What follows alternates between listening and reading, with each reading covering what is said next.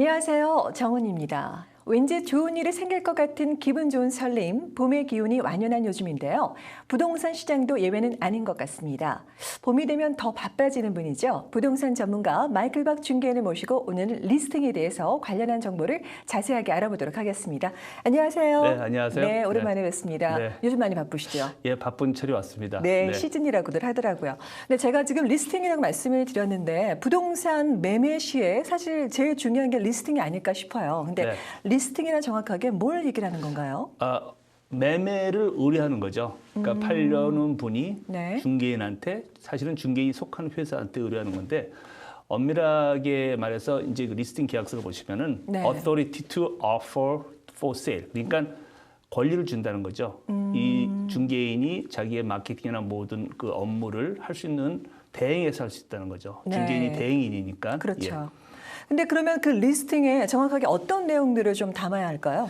예, 리스팅에 이제 보시면 먼저 모든 부동산은 어떤 그 고객 후보자를 만났을 때 처음 리스팅 이전에 집을 사거나 팔 때 작성해야 되는 간단한 서류가 있습니다. 그게 이제 보시면은 working with a realtor라고 그래가지고 부동산이 어떤 일을 하고 중개인이 그 어떤 윤리 강령이나 그리고 이 고객이 자기의 커스터머인지 클라이언트인지를 구분하는 거. 이제 다음 또 기회에 말씀드리겠는데 오늘은 거기는 얘기 안 하겠고, 그리고 자기가 꼭 지켜야 되는 거를 설명을 하면 그 고객 후보자가 거기에 대해서 이해를 했다 해서 간단하게 사인하시는 게 있고요. 서명하는 거요? 그걸 한 다음에 이제 리스팅할 경우에는 아까 지금 말씀하신 것처럼 물론 당연히 해당 부동산의 그 주소, 뮤니시팔 애드레스를 넣으셔야 되고요. 계약 기간이죠. 얼마 기간 동안에 리스팅을 그 계약 기간에만 그 중개인이 팔 수 있도록 업무를 주는 거죠. 그러니까 실제 의뢰하는 기간을 그렇습니다. 말씀하시는. 그리고 이제 파시는 분이 원하는 희망 가격, 소위 이제 asking price를 넣게 되고, 그래서 이제 중요한 게 그런 거. 그리고 또 더 중요한 거 하나는 이제 많은 분들이 제일 관심 있는 팔게 되면은 그 중개 수수료, 커미션을 얼마나 줄 거냐, 그것도 이제 명시가 되겠습니다. 네. 근데 그 리스팅에는 그러면 뭐 종류라고 할까요? 어떤 종류들이 있을까요? 예, 흔히들 많이 이제 MLS라고 해서 토론토 리얼 에스테이트 보드에서 멀티플 리스팅 서비스로 해서 그게 원래는 이제 한 중개인이 두 가지가 있는데 원래는 모든 리스팅은 익스클루시브 리스팅입니다. 익스클루시브는 그 사람 단독으로만 팔 수 있는 권리인데 그게 이제 효과가 없다 보니까 나온 게 MLS입니다. 그래서 리스팅 중개인이 협회에 등록돼 있는 모든 그 중개인들하고 공유를 해서 팔겠다는 거죠. 그래서 이제 리스팅 중개인이 따로 있고 또 집을 팔게 되는, 그러니까 고객을 데리고 오는, 바이어를 데려오는 그 바이어 에이전트가 따로 있어서 두 개로 나누게 되죠. 그렇지만 MLS는 익스클루시브 리스팅이 하나라고 보시면 되겠습니다. 그러면 두 가지를 명확하게 뭐 구분을 둬야 하는 이유가 있나요? 뭐 차이점이라고 할까요? 예, 리스팅 계약서에 보시면은 보통 이제 리스팅 계약서가 크게 두 가지의 따로의 별도의 서류로 되어 있는데 많은 분들이 이제 리스팅 어그리먼트라고 써 있는데 거기에 이제 아까 말씀드렸던 그런 것들이 있고 거기에 커미션 부분에 대해서 구분이 되어 있습니다. 전체 커미션. 그러니까 셀러는 엄밀하게 얘기해서 자기 일을 해주는 리스팅 브로커의 커미션과 바이어 쪽의 커미션도 구분해서 명시가 되게 되어 있습니다. 네, 구체적으로 거기에 이제 수치가 나온다는 그렇습니다. 얘기죠. 보통은 퍼센티지로 되어 있고요, 가격에. 그러면은 그 수치가 정확하게 몇 %라는 게 꼭 정해져 있나요? 어떤 규정이라든지 이런 게 있을까요? 아닙니다. 통례적인 건 있습니다. 그게 지역에 따라서 매물의 종류에 따라서 집일 땐 얼마, 커머셜 빌딩일 때 얼마, 가격에 따라서, 그리고 또 종류에 따라서 달라지는데 비슷한 상황에서 파는 부동산이라면은 자기한테 이 매물이나 동네에 맞는 적정한 수준인지를 알아보신 다음에 그 제시를 해야 딜이 성사하는 데 무리가 없겠습니다. 근데 사실은 뭐 일반인들이 적정한 수준이라는 거에 대한 기준을 갖기가 쉽지가 않잖아요. 예, 그래서 그냥 한 예를 들면 이 토론토 지역에서의 주택이면 보통 적게는 3.5에서 5% 정도입니다. 3.5라는 게 나누는 거죠. 그러니까 아주 적게는 리스팅 포지션이 1%고 바이오 쪽이 2.5고 5%일 때는 2.5, 2.5인데 그거보다도 많이 적게 할 경우에는 문제가 있고, 어떤 때는 주의하셔야 될 게 그 에이전트가 리스팅을 얻기 위해서 셀러분은 자꾸만 저렴한 리스팅을 원하시다 보니까 그걸 너무 작게 하면, 예를 들어서 3.5로 했는데 2.5 정도가 바이오 쪽에 가는 게 정상적인 수준인데도 그 2.5를 제시하지 않고 2%를 주고 자기가 1% 대신 1.5를 받게 돼서 그렇게 할 경우에는 아까 말씀드린 대로 예, 그렇죠. 여러 매물이 대부분이 90%가 2.5를 받을 수 있다는 그렇죠. 거죠. 바이오 입장에서는. 근데 어떤 게 2%라 그러면은 중개인은 당연히 자기 고객이 혹시 그 저렴한 커미션을만 받게 되는 집을 살까 봐 조금 걱정할 수도 있죠. 당연히 그렇게 그러니까 되겠네요. 분류할 수 있는 겁니다. 예. 네, MLS라든지 익스클루시브 우리가 리스팅이라고 얘기를 아까 계속했었잖아요. 거기에 매물을 내놓기 위해서는 뭐 언제 정도 예를 들어 며칠 전에 내놔야 된다든지 매물을 그런 어떤 유예 기간 이런 게 있나요? 예, 준비하는 그렇습니다. 기간이? 그거 말씀드리기 전에 아까 네. 조금 좀 부연 설명을 하면은 리스팅이 대부분의 가격에 팔리는 가격에 희망가가 아니고 최종 팔리는 가격의 퍼센티지가 그쵸. 대부분인데 네. 그렇지 않고 일정 금액을 정할 수도 있습니다. 아. 예를 들어서 보통 뭐 5%나 3% 이렇게 정하는 게 아니고 네. 팔게 되면 뭐 10,000불이다, 5,000불이다. 주로 어떤 경우가 많냐면은 보통 소위 사업체를 파실 때 사업체를 파실 때 그런 경우가 많이 있는데요. 그렇게 할 수도 있고 또 한 가지는 퍼센티지 플러스 일정 금액을 더해서 혼합총으로 할 수도 있습니다. 아, 그래요? 예. 그래서 이제 지금 다시 아까 그 질문에 말씀을 드리면은 네. 기간은 정해 있지 않습니다. 단 하루도 리스팅을 할 수가 있습니다. 그렇지만 하루만요? 하루도요. 하루도 리스팅을 할 수 있지만 토론토 MLS에 트랩이라는 데에 올라가기 위해서 다시 말해서 MLS에 올리기 위해서는 최소한이 60일이 안 되면은 MLS를 통해서 리스팅을 인터넷상에 등재를 할 수가 없습니다. 60일이 미니멈이라고 보시면 네. 됩니다. 네. 근데 간혹 보시면은 많은 분들이 잘 모르시고 네. 우리 한국 분들 뭐 에이전트한테는 그런 경우가 없는데 이제 타 민족을 잘 모르시고 네. 1년 리스팅을 하시는 분도 있습니다. 그런 얘기도 덜어 들은 것 1년 같아요. 리스팅하는데 네. 리스팅을 할 때 보통 6개월 이상이 넘어갈 경우에는 그 사실을 셀러가 6개월이라는 걸 인지한다는 뜻에서 옆에 이니셜 하시는 부분이 있습니다. 네. 6개월 할 때는 반드시 한번 넘어가야 되니까 다시 말해서 리스팅이 3페이지로 모든 법률적인 용어가 많이 있는데 네. 그걸 다 파악할 수는 없지만 최소한의 이 정도의 정보는 갖고 가셔야 내가 뭘 쌓였는지 모르고 1년 하시면 그분하고 묶이게 되는 거죠. 1년 동안. 네. 정말 매매할 때 특히 리스팅 작성하거나 서명하기 전에는 좀 주의를 해야 할 그럴 점이겠네요. 예. 그리고 아까 혼합형이라고 말씀을 하셨는데 그러면은 결국에는 중개인과 파는 사람 간에 그냥 합의만 이루어진다라면 커미션 부분에 대해서는 특별히 어떤 일정 기준이 있는 건 아닌 거네요. 예, 좋은 말씀입니다. 네. 합의만 되는 거죠. 그런데 어떤 경우에는 많은 분들이 이거는 최소한의 얼마의 커미션을 받아야 됩니다. 저희 뭐 회사는 어떻습니다. 네. 저희 단체는 어떻습니다. 그렇게 정해져 있지는 않습니다. 그래서 정할 수도 없는 것이고요. 만약에 회사에서 그런 정책이 있다면 그 회사하고 리스팅을 안 하시면 됩니다. 그러니까 정해져 있는 건 아니고요. 그러니까 어느 정도 적정 수준은 있는데 한 가지 아셔야 될 거는 우리 소위 이제 다운타운 쪽에 미드타운에 소위 토론토의 부자들이 사는 고소득층이 사는 분들의 네. 리스팅이 그러니까 집값이 최소한 뭐 200에서 300, 400만 불까지 하는 집들의 네. 커미션이 그렇지 않은 조금 집값이 비싸지 않은 50만, 70만 불짜리 지역보다도 리스 커미션이 퍼센티지가 훨씬 높습니다. 예, 그거 어떻게 생각하면 이해가 안 가시죠? 왜냐하면 오히려 반대의 경우라고 X가 생각할 수 많은데 있는데요. 커미션이 왜 이렇게 과다하게 주느냐? 네. 과연 제가 말씀드리는 거는 과연 그 고소득층 많은 자기가 부를 이루셨던 분들이 왜 일부러 많은 커미션을 주겠습니까? 예, 그 무슨 말이냐면은 자기의 매물이 다른 매물과의 경쟁력을 높이기 하는 것도 있고 네. 중개인이 거기에 대해서 진짜 돈에 욕심이 있으면 열심히 팔겠죠. 네. 예, 그렇게 말씀드리면 이제 손님들이 싫어하세요. 네. 그렇죠. 왜 이렇게 한꺼번에 많은 돈을 받아가는. 그렇지만 그런 게 많고 오히려 좀 가격이 떨어지는 지역에서 그 커미션이 좀 짜다릴까요? 그런 경향이 있습니다. 그렇군요. 사실은 흔하게 듣는 얘기기도 해요. 예, 예. 근데 그 MLS 리스팅 계약은 별도로 이렇게 뭐 두 개로 이렇게 구분이 된다고 들었는데 어떻게 나눠주는 건가요? 예, 아까 말씀드렸던 네. 계약 첫째 중요한 골자 내용이 들어가는 내용이 있고요. 그다음에 네. 이제 소위 우리가 흔히 데이터 시트라 그러는데 모든 물건의 매물의 종류에 따라서 지난번에 말씀드렸던 네. 프리홀드, 뭐 콘도, 예. 아니면 커머셜이나 비즈니스에 따라서 그 데이터 폼이 다릅니다. 데이터 폼을 보면은 거기에 상세하게 그 매물에 대한 법적, 그러니까 리걸 디스크립션, 법적 네. 명칭을 포함해서 자세하게 방은 몇 개고 화장실은 몇 개고 뭐 방치수부터 해서 정확한 디스크립션이 다 들어갑니다. 아, 리스팅이에요? 예, 리스팅에. 근데 이제 이거 아셔야 될 게 아까 말씀드렸던 그런 전체적인 중요한 골자 있는 그 리스팅 계약 일부 말고 네. 이 2부라고 얘기하면 이 데이터 시트에 있는 모든 내용에 대해서 잘못된 정보가 들어갔을 경우에 그로 인해서 어떤 문제가 책임은? 있게 돼서 네. 책임은 리스팅 브로커만 지는 것이 아니고요. 네. 셀러, 거기에 사인한 셀러도 지시게 됩니다. 아, 당사자가, 그렇죠. 클라이언트가요? 예, 그거 왜냐하면 오. 셀러가 그런데 자기가 어떤 내용인지 모르고 사인하셨을 경우에 네.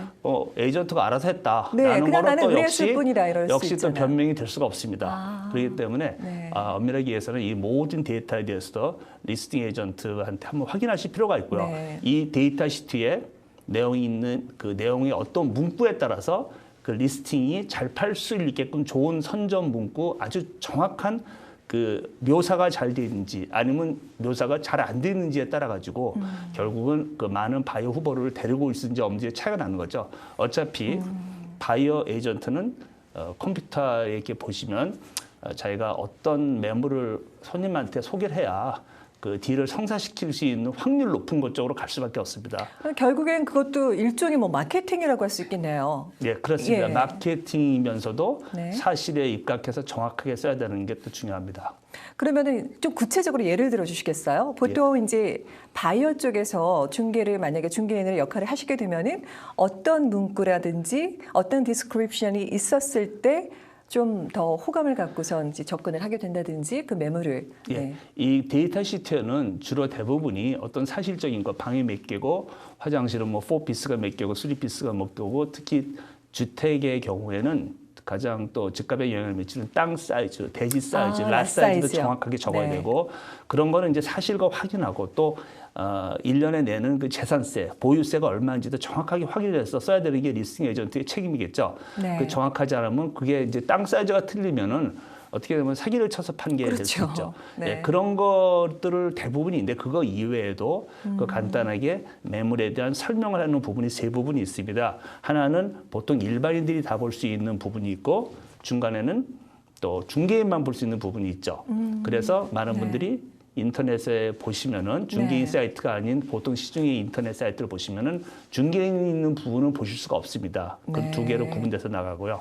그래서 거기에 어떤 차이가 있죠? 예를 들어서 일반인들은 네. 파는 사람 쪽의 중개인이 커미션을 얼마 받는다 이거는 알 필요가 없습니다. 그렇죠. 또 중개인들끼리 서로 좀 꺼려하는 거죠. 네, 그렇겠네요. 뭐 어차피 많은 분들이 부동산이 딜을 성사시키면은 커미션을 받는 건 알지만 굳이 그거를 뭐 부각시켜서 몇 프로를 받는다라고까지 얘기할 필요는 없다고 네. 생각하기 때문에 구분이 또 그런 이유도 있고요. 아, 네. 홀드오버 피어리드라는 게 뭐죠? 정확하게? 예, 그 많은 분들이 네. 이제 거기에 보통 90일, 120일 네. 이렇게 쓰게 되는데 그 날짜가 의미하는 건 뭔가요? 그거는 이제 많이 실제로 요즘 같이 부동산이 이렇게 화랑이고 왕성할 때는 별로 적용이 안 되는 말이지만 네. 이런 게 있습니다. 왜냐하면 요즘은 집을 내놓으면 아시다시피 뭐 경쟁적으로 네, 며칠 안에서 뭐 다 복수 사니까. 오퍼 같은 거. 근데 이제 네네. 리스팅을 뭐 3달을 했다 했을 경우에 아니면 아까 말씀드린 대로 최소한 60일을 했을 때 네. 그동안에 집이나 어떤 매물이 팔리진 않았습니다. 근데 그 다음에 리스팅이 끝난 다음에 거래가 성사됐는데 그 중개는 60일 동안 자기가 노력을 했지만 팔질 못했지 않았습니까? 네. 그렇지만 만약에 중개인이 네. 그 60일 후에 지난데 거래가 성사된 사람의 바이어가 네. 자기가 60일 동안에 집을 봤던 증거를 제시할 수 있으면은 중개인한테 커미션을 줘야 된다. 그래서 그게 홀드오버입니다. 그래서 그게 홀드오버가 네. 리스팅이 끝난 다음에 90일 동안 유효하냐, 120일 동안 유효하냐에 따라 가지고 홀드오버 필요가 되는 거죠. 그러니까 리스팅이 60일 끝나고 네.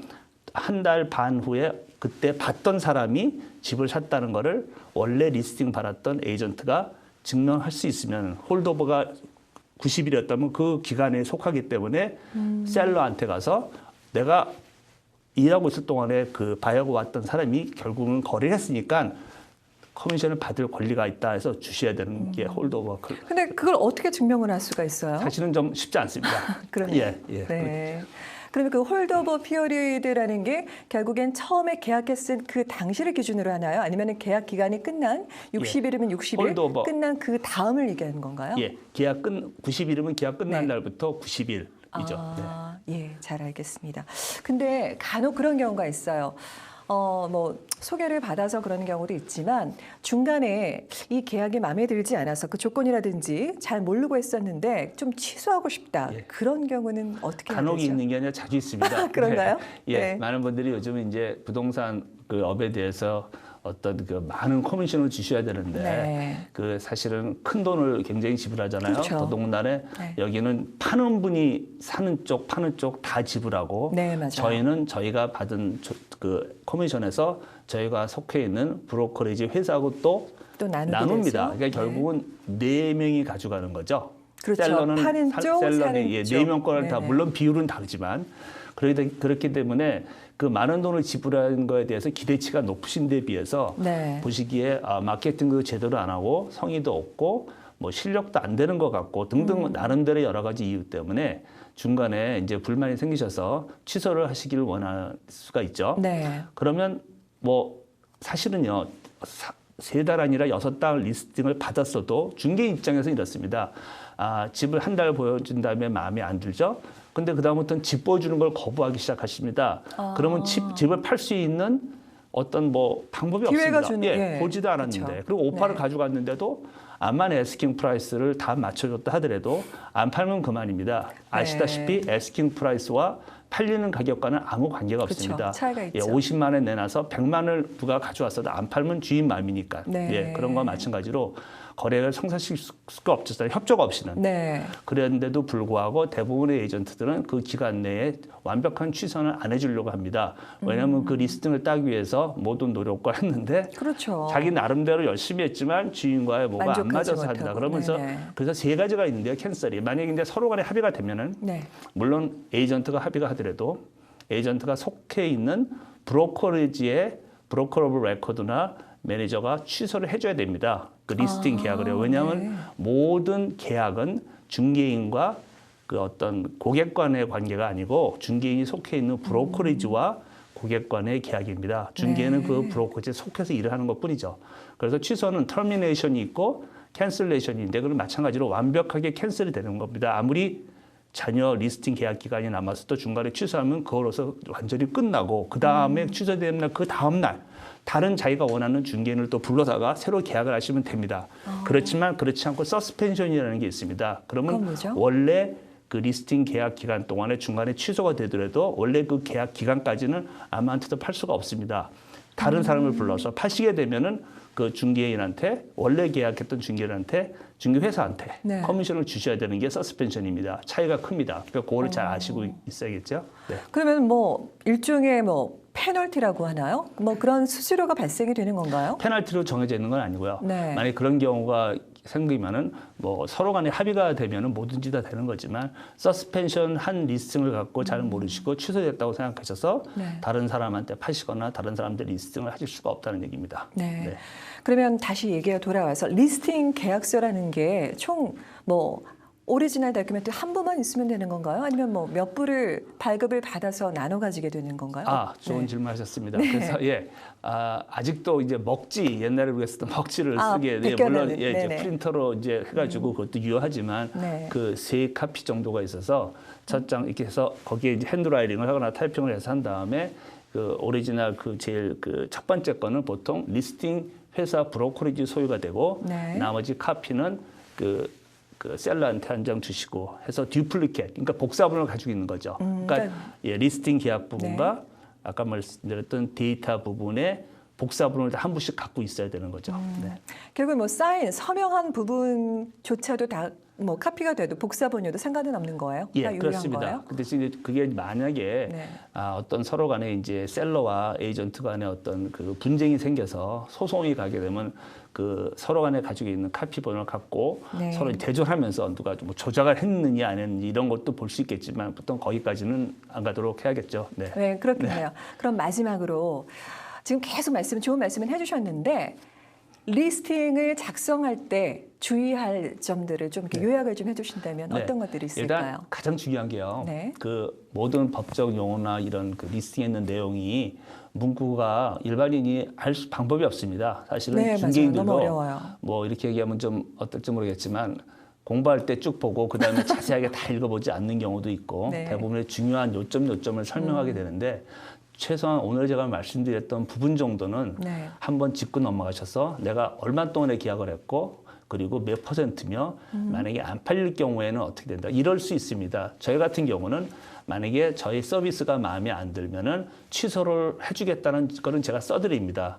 왜냐하면은 네. 저하고 겪어보시지 않은 분들이 리스팅을 줬을 때 3달, 4달씩 묶여가지고 중요한 그 집을 팔 수 있는 호기를 놓쳐버릴 수 있는 찬스가 있기 때문에 네. 그걸 안심시키기 위해서 저는 아는 게 어차피 저와 서비스가 마음에 안 들면은 저는 집을 팔 방법이 없습니다. 예, 그럴 때는 깔끔하게 캔슬해 주시는 게 낫다는 것을 써드립니다, 따로. 아예 거기에 써드리는 예, 거예요. 그럴 수 있습니다. 네. 원하시는 부분. 물론 네. 이제 저희 과거의 고객은 그런 게 없지만 그래서 그것뿐만 아니라 모든 게 여기 암만 영어로 돼 있든 뭐로 돼 있든 간에 법적 그 서류입니다. 계약은 뭐 나중에 몰랐다고 취소했다. 나는 그런 거는 아무런 소용이 없습니다. 그렇기 네. 때문에 더더군다나 그 데이터 시트에 있는 내용도 한 번 정도는 어떤 내용이 있는지 한 번은 설명을 들으시는 게 어떤 문제가 발생했을 때 공동 책임이 되기 때문에 그렇습니다. 네. 우리 에이전트가 알아서 썼는데 내가 왜 책임을 져야 그런 변명은 있을 수가 없겠죠. 네. 그러니까 연대증 공동으로 책임을 다 그렇죠. 져야 소송을 되는 할 거네요. 때는 만약에 바이어와 셀러 간의 분쟁 소송할 때는 그 소송을 한 사람만 하는 게 아닙니다. 예, 셀러 측의 리스팅 중개인. 브로커, 중개인 등등을 다 한꺼번에 소송을 하죠. 그렇기 때문에 책임을 여러 사람을 물어야 한 사람들한테도 뭐 받지 않겠습니까? 네. 예, 그렇기 때문에 모든 서명 사인을 하시면은 분명히 최소한 어느 정도 내용, 만약에 내용 파악이 안 되시면은 영어에 능숙한 자녀분을 불러다가 하루 정도는 보고 하시겠다라든지 뭐 오늘 그 샘플 놓고 하면 내일 하겠다든지 이런 방법도 되겠죠. 근데 뭐 딱 보여주고 지금 사인 안 하시면은 뭐 나는 안 됩니다. 뭐 근데 사실 그거 설명을 제대로 하기 위해서는 1시간 정도 설명해야 되는데 네. 참 그렇게 현실적으로 하기가 어렵긴 힘들죠. 합니다. 네. 맞아요. 근데 한 가지만 더 여쭤볼게요. 예를 들어서 그냥 구두상으로 계약을 한다거나 뭔가 추가되는 그런 내용들이 있을 때는 그것도 보호가 되나요? 아니면은 꼭 다큐멘트가 있어야만 하나요? 구두상으로 하는 거는 네. 나중에 뭐 누가 이런 말 했다, 저 말 했다 이거 갖고 분쟁이 있기 때문에 네. 거의 소용이 없는 거고요. 꼭 서명으로 남기셔야 되고 리스팅 이외에도 별도의 계약을 첨부하실 수가 있습니다. 간혹 이런 경우가 있습니다. 네. 어떤 분은 내가 집을 팔 때 우리 집이 너무 그동안 마음에 들었던 내 친구가 있다. 그 친구가 집 팔 땐 꼭 자기한테 팔라고 그래서 약속을 했기 때문에 오늘 내가 당신한테 저한테 에이전트한테 계약은 주겠지만 네. 그 사람이 살 때는 어떻게 하느냐. 이게 고민하시죠? 맞아요. 그러면 저 같은 경우는 어떻게 해드리냐면 그분 성함과 주소를 써서 별도로 그분이 사실 경우에는 제가 커미션을 안 받고 하겠습니다. 한 분 아니라 여러 명이라도 상관없습니다. 그렇게 해서 제가 그분을 안심을 시키고 리스팅을 받습니다. 왜냐하면 아니면 그분한테 일일이 물어봐서 우리 집 사겠느냐. 사실은 성사가 안 됩니다. 거의. 예, 그렇게 많이 했지만, 예. 네. 좋다고 했지만 막상 가격은 그 말은 무슨 말이냐면은 모든 리스팅은 MLS에 올려서 공개 입찰식으로 많은 사람들한테 공개를 해서 제일 좋은 조건에 바이어의 가격을 받기 때문에 그렇습니다. 일정 네. 개인과 개인 간의 딜은 누군가가 한쪽은 손해가 보게 되어 있습니다. 바이어이든 셀러든. 네, 그렇기 때문에 그렇죠. 여기 지금 우리가 매매하는 부동산 매매의 그 MLS 시스템이 어떻게 보면 굉장히 합리적이라고 볼 수 있겠습니다. 네, 너무 중요한 얘기. 특히 부동산 매매 시에 가장 중요한 게 그 중에 하나가 리스팅 작성하는 게 아닐까 싶은데 너무 중요한 얘기 감사하고요. 저희가 다음 시간에는 어떤 내용을 좀 예, 알아보게 될까요? 다음에는 부동산을 사고 파실 때 관련된 세금 네. 에서 좀 알아보겠습니다. 맞아요. 기본적인 세금을, 네. 상식인데도 많이들 모르시고 있는 것 같아서. 네, 쉽게 생각하고 그냥 지나치기가 쉬운 게 아마 세금 부분이 아닐까 싶은데요. 다음 주 이 시간도 기대하도록 하겠습니다. 네. 오늘 말씀 감사합니다. 네, 감사합니다. 네, 감사합니다. 하루하루가 늘 새로운 새날입니다. 꿈을 꾸는 것도 새날이고 꿈을 이루는 것도 새날인데요. 미끄러져 넘어지는 것도 또 넘어졌다 일어나 다시 걷는 것도 새날입니다. 늘 새날과도 같은 하루하루를 보내시기 바라며 저는 다음 이 시간에 다시 뵙겠습니다. 여러분 고맙습니다. 본 프로그램은 메이크업 협찬 미라전, 헤어 협찬 김은한 헤어살롱 제공입니다.